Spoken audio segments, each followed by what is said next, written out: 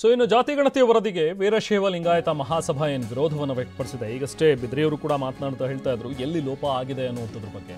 ಹಾಗೆ ಲೋಪದೋಷ ಮಂಡಿಸೋದಕ್ಕೆ ತಜ್ಞರ ಸಮಿತಿಯನ್ನ ಮಹಾಸಭಾ ಒಂದು ರಚಿಸಿದೆ. ಇದರಲ್ಲಿ ನಿವೃತ್ತ IAS ಅಧಿಕಾರಿಗಳು ಇರ್ತಾರೆ. ಅವರ ತಂಡದಲ್ಲಿ ಈ ತಂಡ ಅಧ್ಯಯನ ಮಾಡುತ್ತೆ ಜಾತಿಗಣತಿಯ ಒಂದು ವರದಿಯ ಅಧ್ಯಯನ. ಮಾಜಿ IAS ಅಧಿಕಾರಿ ಶಿವಮೂರ್ತಿ ಅವರ ನೇತೃತ್ವದಲ್ಲಿ ಒಂದು ಸಮಿತಿಯನ್ನು ರಚನೆ ಮಾಡಿದ್ದಾರೆ. ಏಪ್ರಿಲ್ 14 ಇಲ್ಲ 15ನೇ ತಾರೀಕು ಫೈನಲ್ ವರದಿ ಕೊಡ್ತಾರೆ. ಅಂದರೆ ಈ ಜಾತಿಗಣತಿಯ ವರದಿಯನ್ನ ಪರಿಶೀಲಿಸಿ ಕೊಡುವಂಥ ವರದಿ ಇದು. ಅದಾದ ನಂತರ ಸಮುದಾಯದ ಶಾಸಕರು ಸಚಿವರ ಜೊತೆ ಚರ್ಚೆ ಮಾಡುವಂಥ ಸಾಧ್ಯತೆ ಇದೆ. ಈಗಾಗಲೇ ಈಶ್ವರ್ ಖಂಡ್ರೆ ಅವರಿಗೆ ಜವಾಬ್ದಾರಿಯನ್ನ ಮಹಾಸಭಾ ಕೊಡ್ತಾ ಇದೆ. ಈ ಸಂಪುಟ ಸಭೆಯಲ್ಲಿ ಈಶ್ವರ್ ಖಂಡ್ರೆ ಅವರು ಕೂಡ ಏನಿರ್ತಾರಲ್ಲ, ಆ ಕ್ಯಾಬಿನೆಟ್ ಮೀಟಿಂಗ್ನಲ್ಲಿ ಮಹಾಸಭಾದ ಪರವಾಗಿ ಅವರು ಮಾತಾಡಬೇಕು, ವಿವರವನ್ನು ಮಂಡಿಸಬೇಕು ಅಂತ ಹೇಳಿ ಖಂಡ್ರೆ ಅವರಿಗೆ ಈಗ ಜವಾಬ್ದಾರಿಯನ್ನು ಕೊಟ್ಟಿದ್ದಾರೆ. ವೀರಶೈವ ಮಹಾಸಭಾ ಒಂದು ಸಮಿತಿಯನ್ನು ಮಾಡಿದೆ.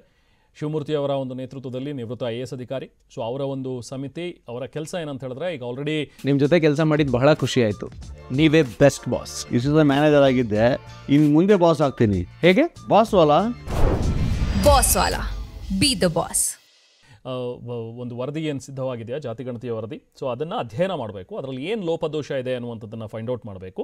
ಅದ್ರ ಬಗ್ಗೆ ಒಂದು ವರದಿಯನ್ನು ಕೊಡಬೇಕು. ಅದನ್ನು ಈಶ್ವರ್ ಖಂಡ್ರೆ ಅವರು ಕ್ಯಾಬಿನೆಟ್ ಮೀಟಿಂಗ್ನಲ್ಲಿ ಮಂಡಿಸಿ ಅದ್ರ ಬಗ್ಗೆ ಚರ್ಚೆ ಮಾಡಬೇಕು. ಜೊತೆಗೆ ವೀರಶೈವ ಮಹಾಸಭಾದ ಪರವಾಗಿ ಇವರು ವಾದಿಸಬೇಕು ಅನ್ನುವಂಥದ್ರ ಬಗ್ಗೆ ಈಗ ಜವಾಬ್ದಾರಿಯನ್ನು ನೀಡಿದ್ದಾರೆ.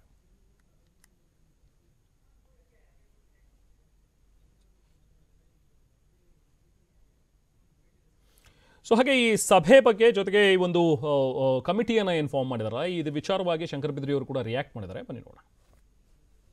ಇದೇ ಕಾರಣಕ್ಕೆ ಅಕ್ಟೋಬರ್ ತಿಂಗಳಲ್ಲಿ ನಮ್ಮ ಅಖಿಲ ಭಾರತ ವೀರಶೈವ ಮಹಾಸಭಾ ಅಟ್ರಿಯಾ ಹೋಟೆಲ್ನಲ್ಲಿ ಒಂದು ಮೀಟಿಂಗ್ ಮಾಡಿತು. ಅದರಲ್ಲಿ ನಮ್ಮ ಸಮಾಜದ ಎಲ್ಲ ಶಾಸಕರು, ಲೋಕಸಭಾ ಸದಸ್ಯರು, ರಾಜ್ಯಸಭಾ ಸದಸ್ಯರು, ವಿಧಾನ ಪರಿಷತ್ ಸದಸ್ಯರು ಮತ್ತು ಮಂತ್ರಿಗಳು ಎಲ್ಲರೂ ಉಪಸ್ಥಿತರಿದ್ದರು. ಆ ಒಂದು ಸಭೆಯಲ್ಲಿ ನಮ್ಮ ಮಹಾಸಭೆ ಅಧ್ಯಕ್ಷರಾದಂಥ ಶ್ರೀ ಶಾಮನೂರು ಶಿವಶಂಕರಪ್ಪನವ್ರ ನೇತೃತ್ವದಲ್ಲಿ ಆಯಿತು. ಆವಾಗ ನಾವೊಂದು ತೀರ್ಮಾನ ಮಾಡಿದ್ದೀವಿ. ಏನಪ್ಪ ಅಂದರೆ, ಈ ವರದಿಯನ್ನು ನಾವು ವಿರೋಧ ಮಾಡ್ತೀವಿ, ಈ ವರದಿಯನ್ನು ನಾವು ಒಪ್ಪೋದಿಲ್ಲ. ಈ ವರದಿ ಸರಿಯಾಗಿ ಸಮರ್ಪಕವಾಗಿ ಮಾಡದೇ ಇರೋದರಿಂದ ಮತ್ತು ಈ ವರದಿ ಈಗಾಗಲೇ 10 ವರ್ಷಕ್ಕಿಂತ ಹೆಚ್ಚು ಹಳೇದಾದ್ರಿಂದ ಹೊಸದಾಗಿ ಸರ್ವೆ ಮಾಡಬೇಕು, ಹೊಸದಾಗಿ ಜಾತಿ ಗಣತಿಯನ್ನು ಮಾಡಬೇಕು ಅಂತ ನಾವು ಆಗ್ರಹಪೂರ್ವಕವಾಗಿ ಸರ್ಕಾರಕ್ಕೆ ಕೇಳ್ಕೊಂಡಿದ್ವಿ. ಅದೇ ಪ್ರಕಾರ ಇವತ್ತು ಸಹಿತ ನಮ್ಮ ಮಹಾಸಭೆ ಈ ವರದಿಯನ್ನು ಒಪ್ತಾ ಇಲ್ಲ.